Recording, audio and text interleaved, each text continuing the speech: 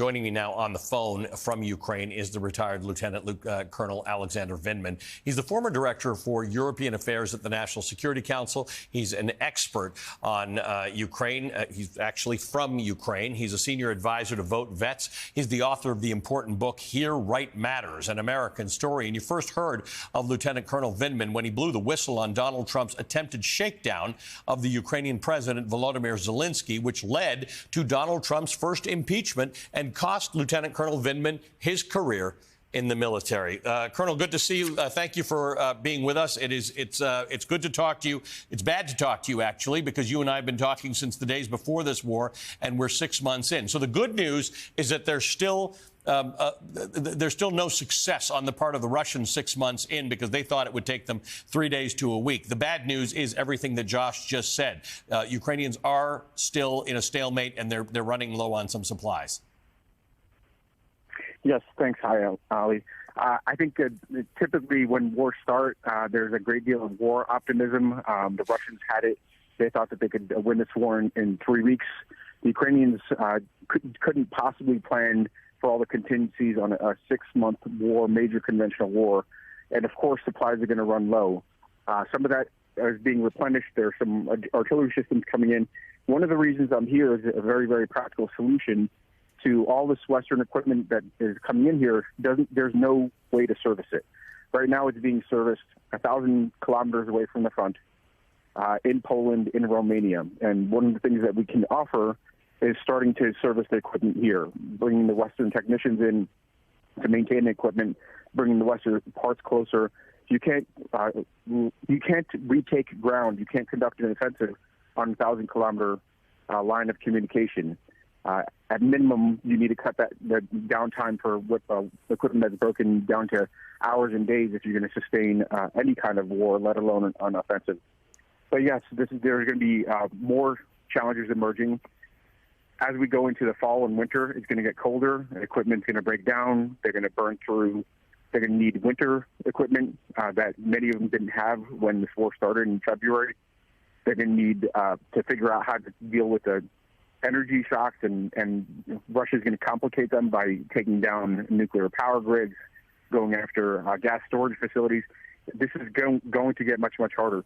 But one thing I could tell you pretty clearly is, being on the ground here for more than a week, is that Russia is not going to be able to make significant gains. They're going to inflict some more damages. They're going to punish the population. But the will for these people, and you've seen it when you were here yourself, to hold their ground, to liberate their territory is absolutely amazing. Russia has no chance of achieving its strategic objectives in securing Ukraine. They have no strategic plan for victory. The best they could do is hold on, inflict some punishment, see if they could wear down the Ukrainians, see if they could wear down Western resolve, and see if that's a way to get better terms for negotiations. So you're making an interesting point. Because Russia had 3 goals, right? They were going to denazify Ukraine, which wasn't Nazified. They were going to stop the spread of NATO, which they have absolutely failed in and had the opposite effect. So now there's the one remaining goal, and that is to take control of Donetsk and Luhansk. At the moment, they've got control of most of it. Does that become the basis of a negotiation? I spoke to somebody in Lviv yesterday who said concessions are still a very bad word around Ukrainians who are determined to win this war. So what does this look like over the next few months to you? Because when Russia took over Crimea, they had a sham referendum which said that everybody there wanted to join Russia, and that's how people think Luhansk and Donetsk are going to go.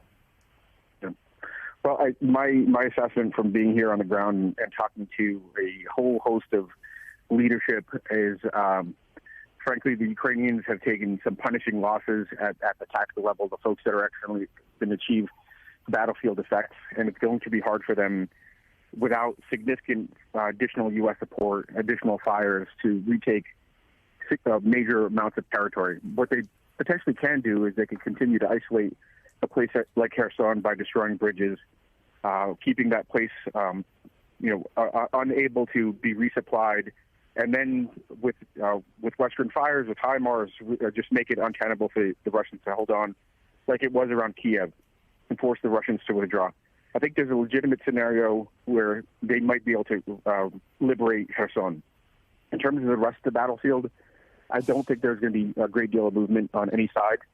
Maybe the moral and strategic victory around Kherson could start to make the Russian troops to collapse and fall back on ground, and they might be able to hold. But there is no real prospect for negotiated solution. There's no tolerance from the Ukrainian government. There's no tolerance from the Ukrainian people. As a matter of fact, the people I talked to are saying while Crimea was not in play earlier in this war, they were willing to kind of set that topic aside, leave it to political discussion.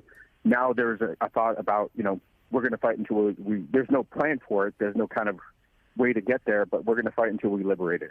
So that's amazing. That diplomacy for us. The moral and fighting fatigue is not set in amongst the Ukrainian people, but you worry that it is set in elsewhere, including in the U.S. I think that's exactly right. Besides this logistics base, moving logistics bases forward, you could do that through the commercial sector, through kind of contractors. Doesn't require boots on the ground, doesn't break the president's kind of threshold there. The Russians are not going to be able to impede it. I'm also here for two other reasons. One is to get a better assessment of what's going on. So like this, I could provide better policy, advise better on this topic, but also bring attention back to this critically important war where the Ukrainians are fighting not just for their own freedom, for their own homes, but they're fighting for the kind of the order that's allowed the U.S. to prosper since World War II. The Russians are trying to wreck it. Ukrainians are fighting for it, bleeding for it. And I just want to see if I could help remind the American public that this is a very important war with huge stakes. If Russia wins, the U.S. is in enormous peril. If Ukraine wins, I think we have some breathing room. We have some a way to kind of converge democracy around the democratic values and keep making progress towards a more democratic world. I mean, without Ukraine, we will be in a world of trouble. Lieutenant Colonel, you were making that point long before there was a war in Ukraine and before most Americans knew anything about this, and you continue to, and it did cost you your career in the military. And so we thank you for your service once again. Retired Lieutenant Colonel Alexander Vindman is the former Director of European Affairs for the National Security Council.